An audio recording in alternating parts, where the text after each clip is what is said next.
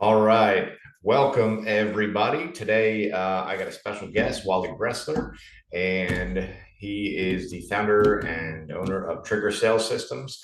In my opinion, one of the best people to discuss all around sales, phone sales, specifically scripts, dialogues, help me build my team to over 100 units a year. So I wanted to get some time with Wally. Wally, great to see you.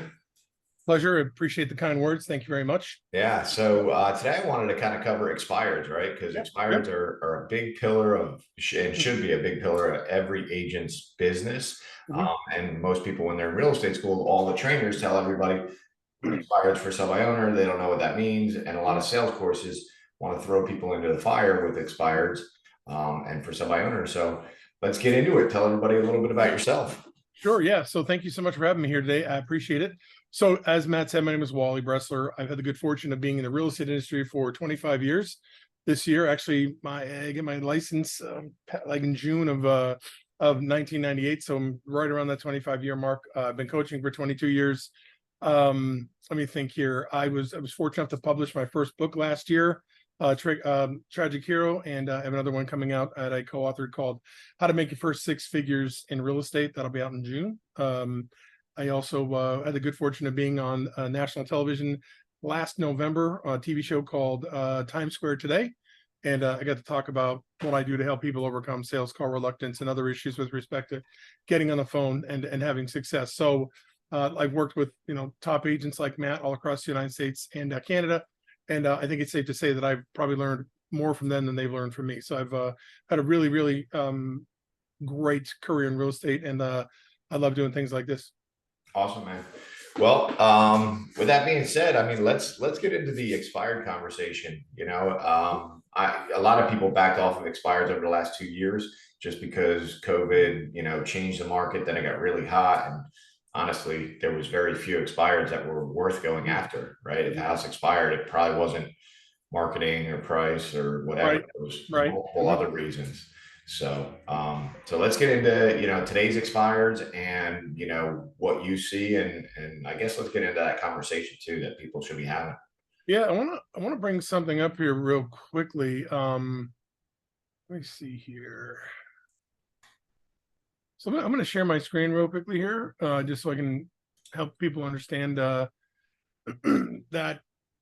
we can't go just based on sentiment. Can you see my screen? Yep, You see the NAR report here, NAR profile. yep, So I think this is super important that not all homes sell for top dollar and not all homes sell. And even this is 2021. So arguably, I would say from a volume standpoint, I mean, from the number of homes sold standpoint, it's number two to 2007, but it's number one with respect to volume and prices and whatnot. So you can see right here that 38% of sellers' homes actually best market in history, supposedly, or second best market in history, what do you want to call? 38% of homes did not sell for full price.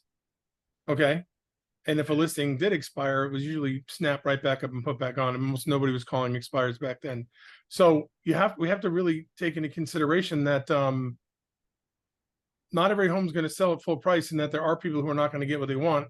And there are still people out there, or should I say sellers, we'll just be clear, sellers or potential sellers that believe that they can get kind of an outrageous price for their home. I think most people have adjusted, if you will, to what's going on now. But there are still some people out there that are, they're not going to sell their home if they can't get the price they want. I mean, they're way late to the party. I mean, way late. You know what I'm saying? So I think it's important that when we have conversations with people that we're super tough on price and also super tough on their motivation. So our listings don't expire, but also when somebody's listing expires, that when we go back in again the second time, that we are still pretty tough on price and making sure their motivation is there. I talk, excuse me, like you, I talk to agents around the country every day. And what I'm hearing is that a lot of agents are going on listing appointments with people who even if their listings expired, those people really didn't have a solid motivation, right? In this kind of a market where you've got to be tough on price and you may have to get a price reduction, and you're probably going to get a little lowballed from another agent and their buyer, you've got to go with the life event motivation. So marriage, divorce, death, birth, getting a job, leaving a job, relocation, retirement, starting school, leaving school. Something that's got a hard date associated with it. Like, though, for me, that's an A. That's an A motivation. B motivation is somebody's moving in with us, we're upsizing, we're downsizing, something that kind of has to force their hand to move. And then C level motivation for me is I want a bigger bathroom, I want a bigger backyard. Here I think my rent is up is kind of a C level motivation too, because if I don't find anything I like, I'll just keep renting. So, right. So, and for buyers, I'm saying, but the whole point is we want people who have to move or are moving because they're taking advantage or doing something related to a hard date. Those are the people we want to meet with, because they'll price their home properly in most cases. They'll do price reductions and they're a lot less likely to expire. And if you're going on an expired appointment, you've got to make sure that the new expire or the person that just expired, that new prospect is still going to go ahead and have that kind of motivation, or you're just going to have issues with them again with pricing. So just kind of an overall thought with respect to dealing with expireds. We were talking about this before. Do you want to say something? Yeah. So with for the agents out there that are just getting into it or getting into it again, the biggest thing to understand is these are educated homeowners now, right? Because they dealt with an agent, they dealt with what happens when they put their home for sale.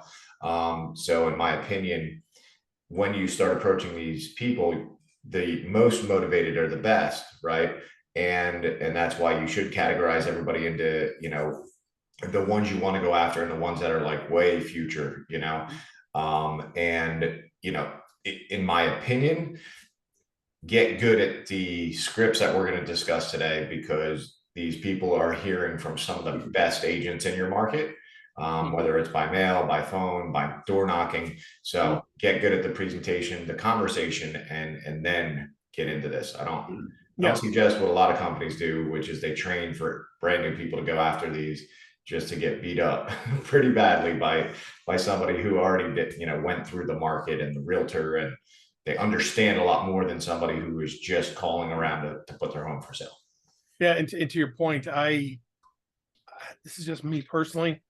I think you should probably have sold to like 3 or 4 houses to buyers before you venture into the expired thing, if for nothing else, just to get all the word lingo down and learn how to deal with objections, get all the marbles out of your mouth. I would say next to home value leads, which are the longest nurtured leads out there, expired listings are the toughest, but they convert fairly well because those folks want to sell and they're going to sell again. It's just a matter of getting over the hump there, which, but I mean, and so basically somewhere around 28-30% of the people whose home expire are going to relist with their current agent, usually within the next week. But that means there's 70% of them that don't.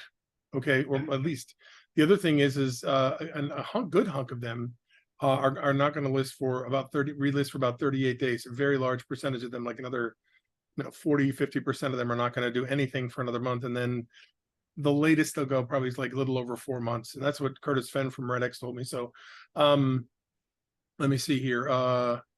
So here's the other thing. I'm a firm believer, and I think Matt agrees with me on this. You don't need to call the first day. You know what I'm saying? Like all the people in the Hunger Games that ran right for the that ran right for the ammunition, all those people, they got slaughtered. Most of them got slaughtered, right? So anyway, I kid, but the fact of the matter is I think you can wait a couple of days, let somebody else take the heat, let the seller, be angry but not pissed, if that makes any sense. And the last thing is if you want, our boy Caleb Pearson in South Carolina used to do this, and Caleb's the real deal. He used to send out a text message about 7:30 or so. He'd say, hey, you're about to get a bunch of calls from real estate agents because your listing expired. Don't answer the phone today. Yeah. And then, I'll call you and I'll reach out tomorrow and I'll tell you why your home didn't sell. Okay. Yeah. So there's lots of scripts, and that Caleb is a beast when it comes to expireds. But but yeah, I'm the same way. I've grown into not wanting to be the person that calls them, first thing, first morning. But that doesn't mean just, that's just me. There's plenty of agents out there succeeding by calling first thing in the morning. Yeah. You're just joining a tough conversation. So have some sort of, script around that. But before we actually get into the conversation, let's talk about the data, where people can get it. Yeah. Right? Absolutely. So I got a list that I've compiled over the years. Mhm. First and foremost, RedX is one of the best, since Yep. you mentioned it Ab- already. Absolutely. RedX will deliver expired for sell by owner data. They have a dialer built into their system. They Mhm. synchronize with your MLSs, and it's all there. Mhm. You get in the morning, and you can just smile and dial, right? Mhm. And these other companies that I'm going to recommend are pretty similar. So Land Voice is another one. They're great data. Espresso Agent, Vulcan 7. Now Mojo, which used to be just a dialer, includes the data of expireds. Mhm. I don't know if CoreLogic sets it up separately, I'm but not sure. I'm not they sure. have general data if you're looking for data on neighborhoods and stuff like that. Yep. Um, and I don't know if I mentioned Vulcan 7, that, Mhm. and people fight over agents, have different opinions, I should say. They don't fight over it, but on who has the best data. In my opinion, is use it. If nobody answers because there's not enough numbers or whatever, then you'll figure it out that maybe it isn't the best in your market. Mhm. So maybe check with all these companies, ask their data, ask about their data and how well they validate it in your market, and Mhm. try them out for 90 days. If you're not getting answers, switch companies because they're all relatively close in price. And then find the one that works for you, where you're getting the most answers, right? So, what Mhm. do you think?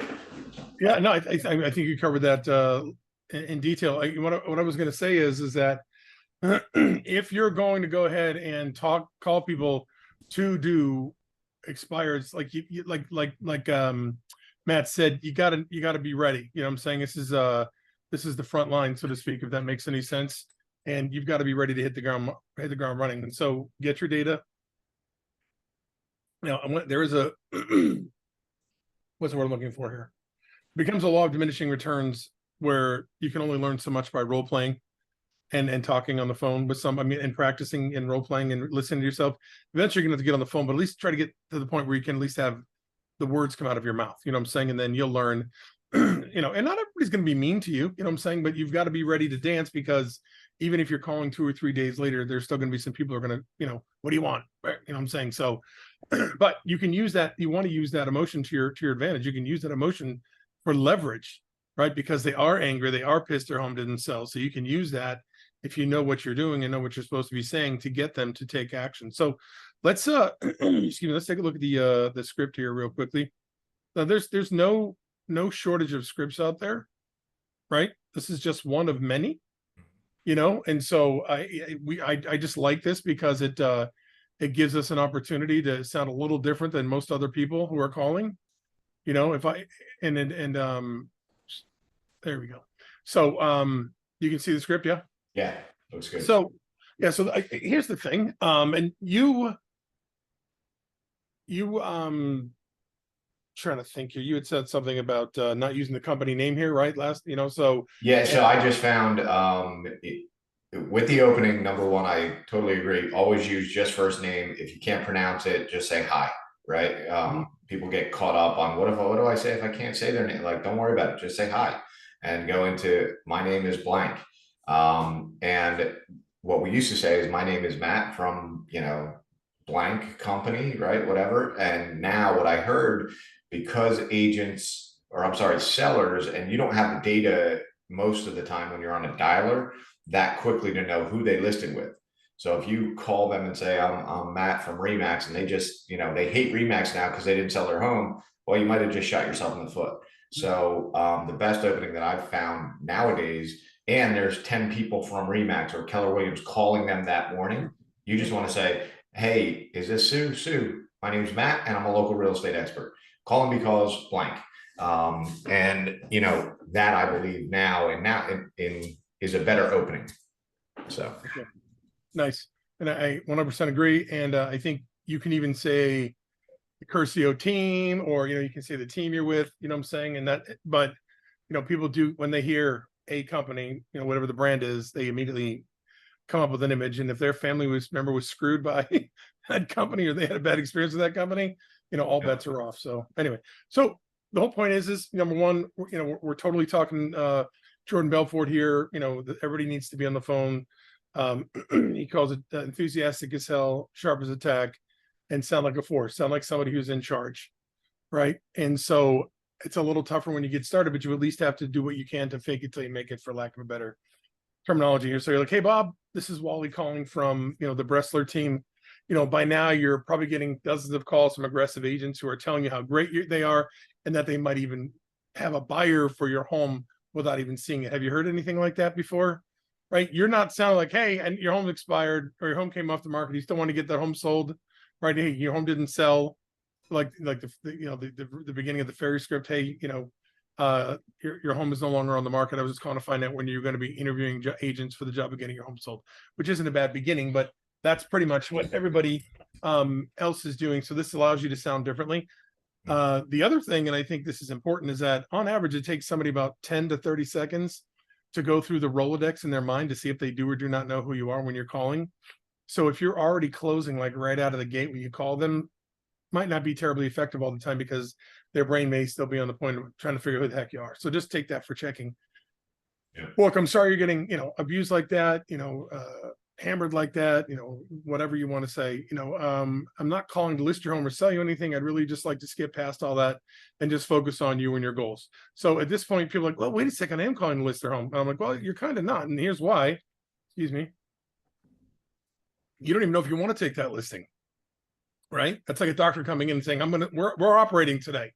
Walking down, we're up. I don't care what we're operating today. No, he's like, hey, let's take a look. Let's talk. Let's see what's going on. Let's ask some questions to find out if we need an operation. So you are not calling to list their home specifically. So just remember that. So now we want to get in timing, motivation. We also want to to stir the hurt. We want to stir the hurt a little bit. So, why were you selling your home originally? Oh, great. Where are you folks headed? Okay, perfect. And then, if you need to, sometimes people get a little tight-lipped or mealy-mouthed.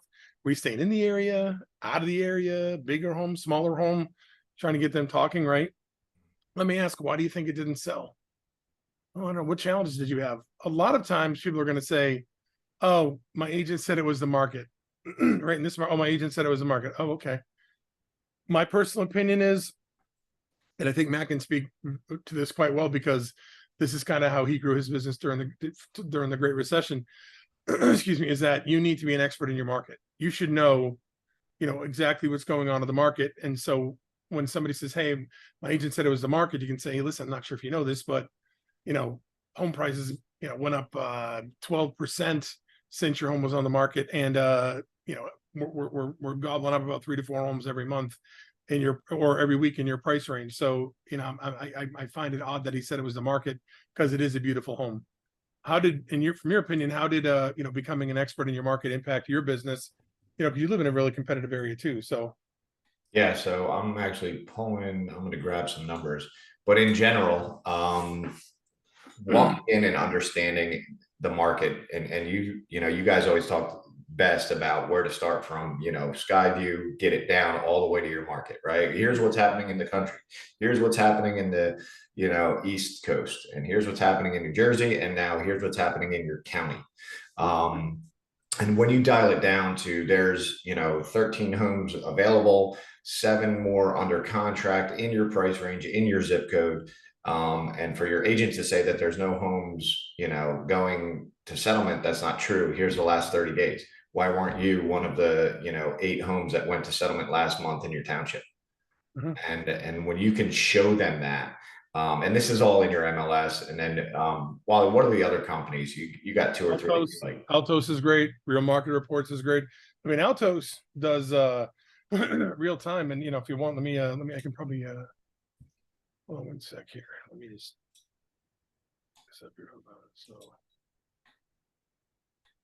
So if you go to so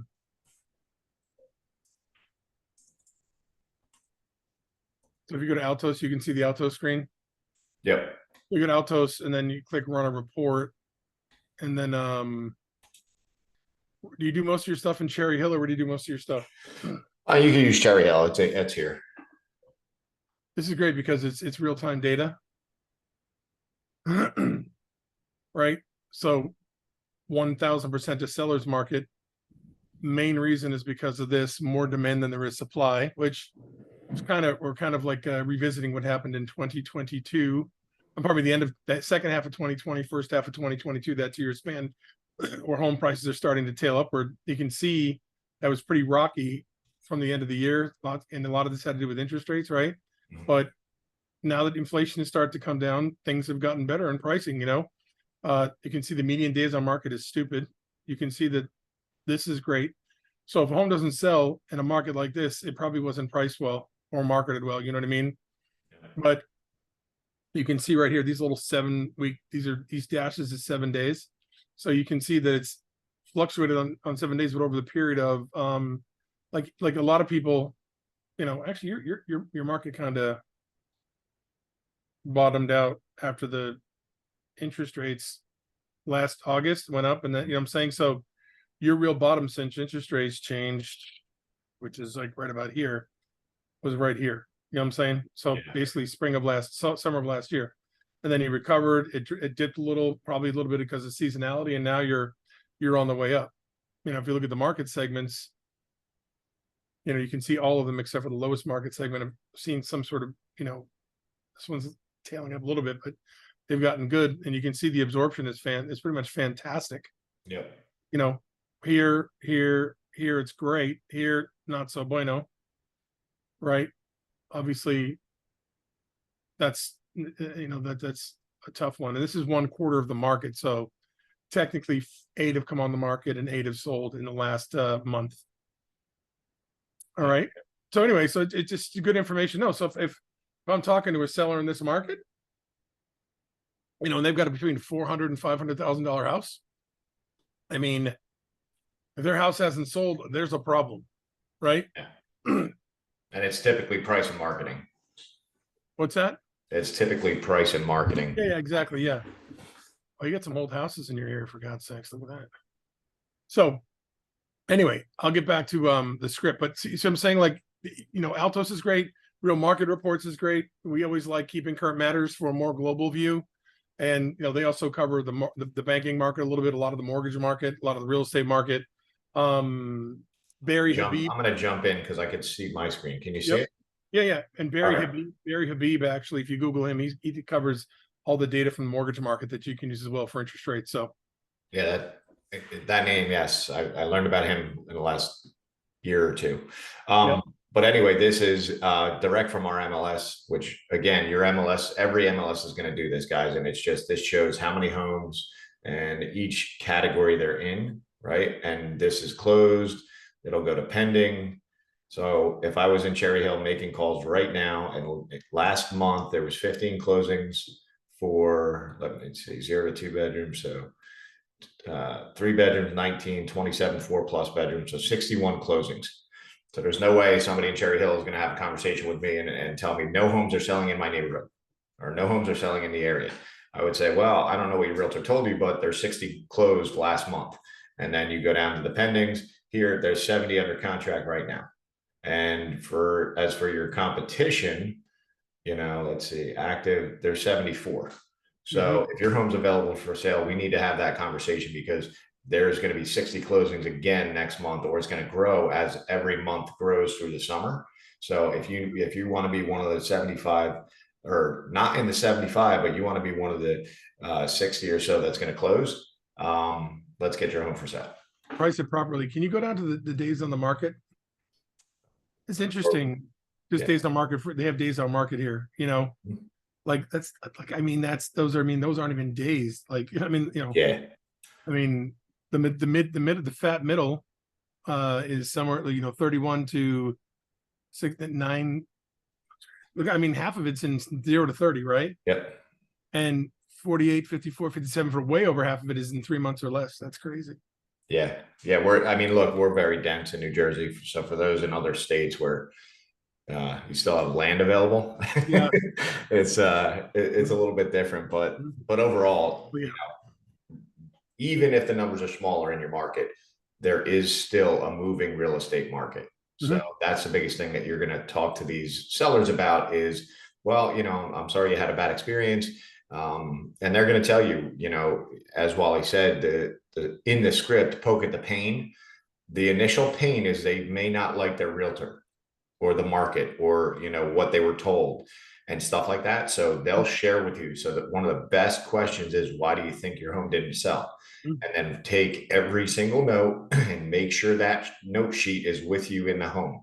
Mhm. Get an appointment, a walkthrough, or anything, because you're going to poke at that pain while you walk around. Mhm. And go ahead, let's get through the script. God, this is a beautiful house, man. I can't understand how nobody came through your home. This is the craziest thing I've ever seen. Yeah. Which and you're not really, I mean, you're not playing it true. You know what I'm saying? I mean, most of the time houses are nice, they're just not selling. So somebody did a bad job. Yep. All right. So we're here, was where we left off. Why do you think you didn't sell? What challenge did you have? Any other challenges you can think of? Hey, were you happy with your agent? Most people are going to say yes. They're not going to try and be mean and hurtful. Anything you weren't happy with, other than not selling, has that created any challenges for you and your family? And then when you hear all this, so basically what I'm hearing is that your home was on the market for 90 days. You got very few showings. Your agent said it's the market, and now you're kind of torn as to what you're thinking you're going to do with respect to the sale of your home. Is that kind of what I'm hearing? Great. Hey, you didn't mention maximizing your home's value. Is that important to you? Should I add that to the list? So what's your plan now? Okay, they're going to tell you one of a few things. We're going to hold off.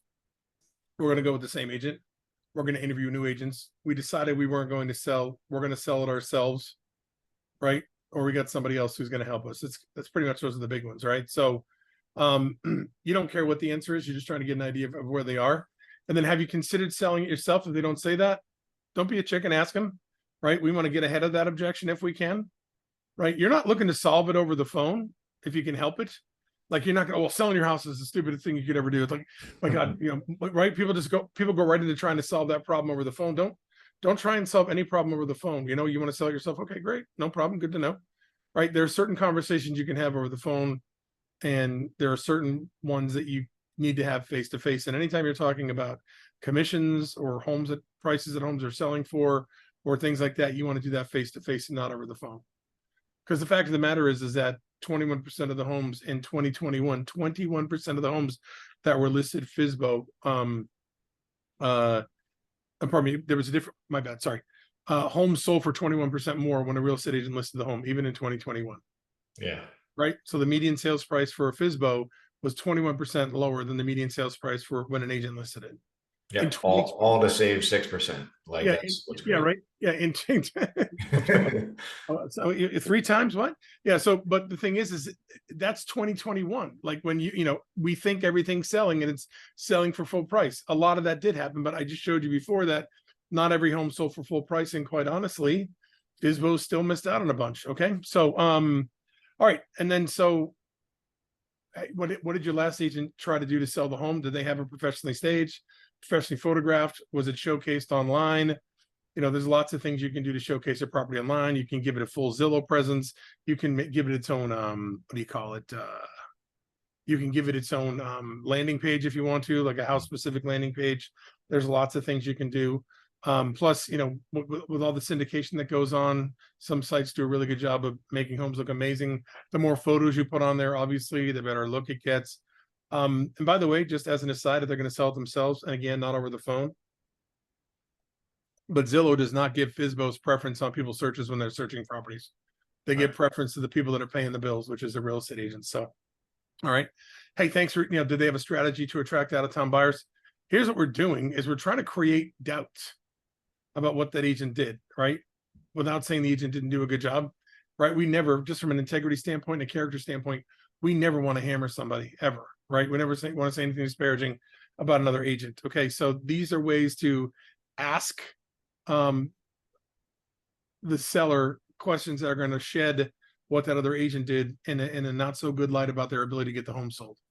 Yeah. Okay, and quite honestly, you should be doing this for your sellers. Okay. And I think we all and your own listings. Yeah, yeah, right, exactly, right, 100%. If somebody's going to ask these questions about one of your listings and you can't answer it, this is something to think about. Yeah, and there's no shortage. I mean, Matt's got 4,000 tricks up his sleeve for listings he can share with you. Real's got stuff that's made available. I'm sure there's masterminds out the wazoo with Real where you can get all kinds of strategies for marketing homes and stuff like that. So don't short yourself or your seller on that. This is a big one, man. More and more homes listed, people got lazy because I thought the home was going to sell. I'm not going to spend money on a photographer. Or some people weren't planning their business well. They couldn't get a photographer in, so they took pictures with their cell phone. And Yeah. as great a job as this does, you can still see differences between pictures taken with a cell phone and pictures taken professionally. So, and then so real quickly before we get to this here, if at any point from here to here, it sounds like they're open to interviewing you. If you hear a buying question, whatever, hey, so what's your commission? Right. If you hear anything between here and here that sounds like you set an appointment, set an appointment. Right. There's no need to go through this. Right. This is all here for you to go ahead and get the conversation rolling and create and find the pain points and start getting a way to build some rapport so that you can put yourself in position to get the appointment. Now, sometimes you have to go through all this, and that's why it's here. Now, the other thing is don't shortcut it either. Right. Don't go and right ask for an appointment, because if you haven't created some pain and told them how you're going to solve the problem, there's really no reason for them to let you in the home. Okay. So, and then we basically call this a little universal offer here. This basically is set up so that you can, excuse me 1 second, sorry. You can make it be a listing appointment, right? We don't want them to think we're coming over to just give them a value of their home. We don't want them to think, oh, we're just coming over to give them tips on what to do to get the home sold. We really want them to know we're coming over to talk about listing the home. So what I'd like to do is schedule some time, and this was written for an ISA, but I'd like to schedule some time to come over and take a look at your home. While I'm there, I can give you an updated value of your home. You know, your home hasn't had an updated value in the last 6 or 7 months, so it'd be helpful for me to do that. At the same time, I can give you some valuable tips on what to do and what not to do so you can get your home sold for top dollar. And then I'll also go over the fees and costs associated with selling your home so you know how much you'll walk away with when you do sell. And then you're going to go ahead and set the appointment. Okay. Do you preach the seller counseling interview too? I do. Well, so we do it ourselves. I know this Yeah, is but I'm saying yeah. But do you have it ready, Layville? If not, I can grab mine. I don't have mine Okay. handy. I'll grab it. No problem. I'll grab right here. Hold on. But in general, the counseling interview is, Mhm. I forget how many questions it is, but it's an Yeah, overview of everything for their yeah, move, right? 100%. There you go. So can you see it? Yep. So this is just one that I retyped, to make it just so people have it for themselves and have a company name at the top of it. So here's the thing. You can be assured, and I'm sure John Kitchens has talked to you about this before too. The one question you don't ask is the one that bites you in the butt when you get there. You don't ask, you don't ask if there's somebody else involved in the sale of the home. You get there and there's someone else that's involved that's not there. You don't ask them if they own the home and they owe more than it's worth. So everything needs to be asked to the extent that you can. Now look, this stuff right here, if it's an expired, I don't think you get to spend a truckload of time on it. You're going to look at it from a tax standpoint, and you're also going to go from a tax assessor standpoint. You're going to look at all that information, and you're going to go over it again when you get to the home. So I don't think you need to really spend a lot of time here, unless you're looking at the listing sheet and you can see something's really crazy. Yeah, and that's something, that I'll say when having these conversations with expired specifically, do less of how many bedrooms and how Yeah. many bathrooms, because Yep. they're going to say, are you in the computer? Can't you see my listing? Yeah. Right. So a lot less of that when it's expired Mhm. specifically. But I always confirm before I go to anyone's house, hey, is this MLS sheet that I'm reading correct? Uh-huh. I don't care if it's from 5 years ago or a month ago. Hey, I'm showing 4 beds, basement, finished, not finished, whatever. Is this all true? Everything's accurate that you saw it to the best of your knowledge? Yes, but I Right. disagreed with the square footage. Okay, cool. Well, now I know to bring my tape measure Mhm. to see what that looks like. You know, You still use a tape measure? electronic one. I would die if you showed up to a listing with one of those wheelie things. You know what I'm saying? Like Yeah. the wheel that counts. Walk through the kitchen with it. Oh, I'm going to hell for that. Sorry. Yeah. But anyway, this right here is really the big stuff. Okay. I mean, it's all important, but this is timing and motivation right here. Okay. So this is the big part of it here. And you definitely want to get this information here, because this is, what are your best features of the home? You're going to highlight those when you do your walkthrough. You're not going to say, oh yeah, you did know those cabinets are, going to say, oh, beautiful cabinets, or hey, I love this room, or hey, I love the view. Just showing that you're paying attention. When would you like to move? Where are you going? Okay. Have you decided to move there? Are you staying there? Is there a referral opportunity here somewhere? Okay. This is important. Personal home, rental, occupied, vacant. Okay. You already have the time and date before you get to there. Who, right? Is anywhere else involved in the sale of the home? Have you done any upgrades? Are you aware of any repairs? How would you rate your home? How long have you owned the home? Okay, so this is a tough one. Some of these get a little ugly. Do you remember what you gave? I don't remember. Can you give me a round figure? Right. And you're going to put it, you're going to do a net sheet, but you also want to see, you're doing the math in your head because they're in a minute, you're going to ask them, what do you think it's going to sell for? And so here, what happens, you remember you gave, I don't really remember. Can you give me a ballpark? I mean, these days you can go find it pretty much. You can go in text. Just you want to see if, where their head is. Have you had any recent appraisal or market analysis? Clearly they did when they had the home listed. Do you have an idea of what you think the home will sell for? Well, that's why you're coming over. Hey, I get it. And I'm excited to come over and talk to you about that. But just so I know where to start looking, can you kind of give me an idea of where to start looking? Give me an idea. Okay. So I'll use my close. And what I ask, because we do run into this, well, you're the expert, you tell me, right? And stuff like that. So what I use is the tax record. So assessed values, I mean, before the last 12 months or 18 months, like we're pretty close. So I always use that though. I always say, well, the township is taxing you based on a home worth $300,000.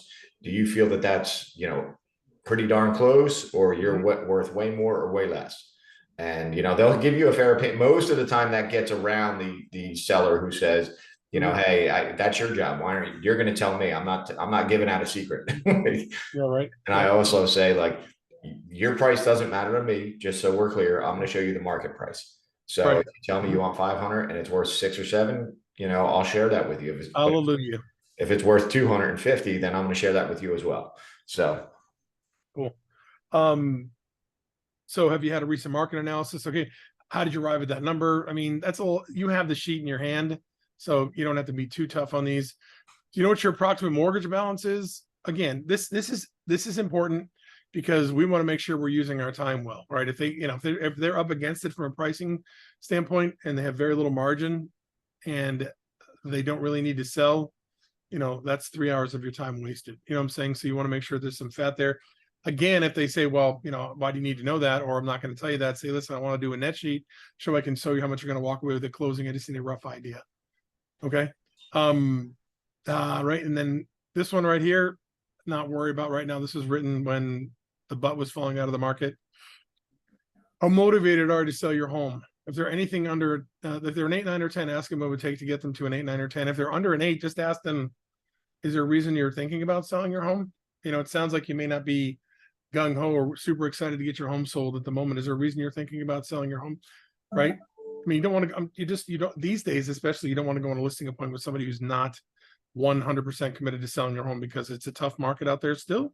And you don't want to waste your time, energy, and marketing dollars. Speaking of which, this is kind of a little off, but it's not. Are you putting a cancellation fee in your listing agreements these days?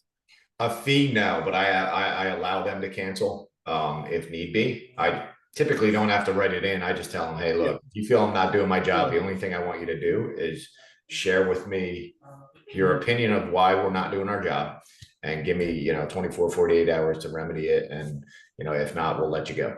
Right. And I'm cool with the cancellation guarantee. 100% agree. I'm talking about when people bolt because they want their cousin to list their home, or they decide they want to take their home off the market because whatever, I'm saying, just to protect your marketing dollars. You don't put like hey, listen, if it's due to satisfaction, no problem. I get it. You give me 24, 72 hours to fix the problem. If not, I'll let you go.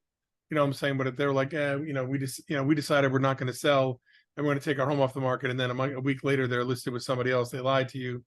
I'm not saying it happens all the time. It's just a way to protect your marketing dollars. So, I've seen it in my area. And I did used to, back when the market changed in 08, we used to, I think we put in like a $750 cancellation fee.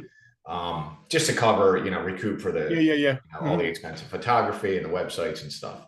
Okay. So yeah, you can do that. And one other thing about that, before we wrap up, on a scale of 1 to 10, I use that in tell me about your home, right? And I say, on the inside of your home, I want you to rate the interior of your home between a 1 and 10. What do you think? Where do you think it falls? And a lot of people are a little bit critical. So when you poke that with them, and say, okay, so your home's not a 10 though, you told me, what would it take to get it there? Well, the upstairs bath isn't done yet, or it needs a new coat of paint in the lower level. So I use that for exterior and interior, Mhm.